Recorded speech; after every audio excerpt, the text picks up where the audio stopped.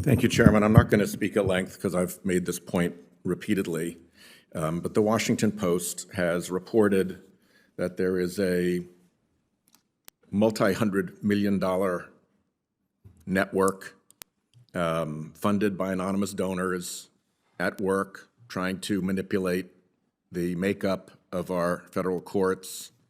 When we faced the Merrick Garland versus Judge Gorsuch contest, and then the problems with Judge Kavanaugh, political campaigns against Garland, for Gorsuch, and for Kavanaugh were run by an organization that were paid for with $35 million in 2 anonymous donations.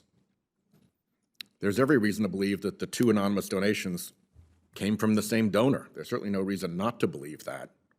So what you have is somebody who spent $35 million to influence the makeup of the United States Supreme Court, and we don't know who they are, and we don't know what business they had before the court. We see repeat performers who are funded by anonymous donors bringing cases before the court, and in cases of political import, we see choruses of amici turn up who, upon investigation, turn out to have common funding by anonymous donor groups.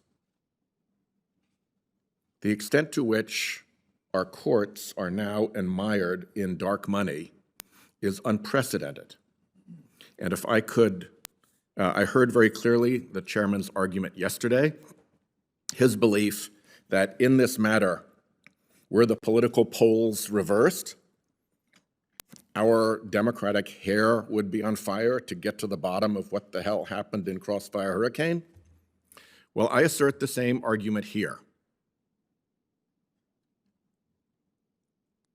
If anonymous donors on our side were picking Supreme Court judges, were funding political campaigns for their nominations, were bringing cases before the court, and were flocking in little flotillas of amici to the court to make arguments in chorus for whatever the donor interests are behind this scheme,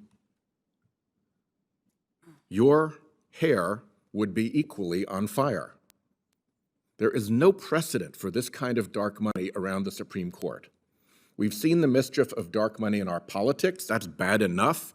We should have common cause to clean that rot out of our political system. But when it starts to creep into our judiciary, something has gone badly, badly wrong. And I'll close with a connection between this and the matter that we're about to discuss. Because I believe very deeply that if the shoe were on the other foot, the Republicans on this committee would have no hesitancy asking the group that ran the political campaigns and received $35 million in 2 donations to fund those campaigns, who the hell was behind those campaigns? That's a very simple question.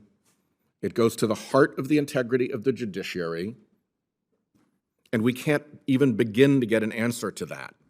That is the backdrop of lack of oversight. My questions yesterday about QFRs were the same. The letters that have gone into the same bin with our QFRs are the same.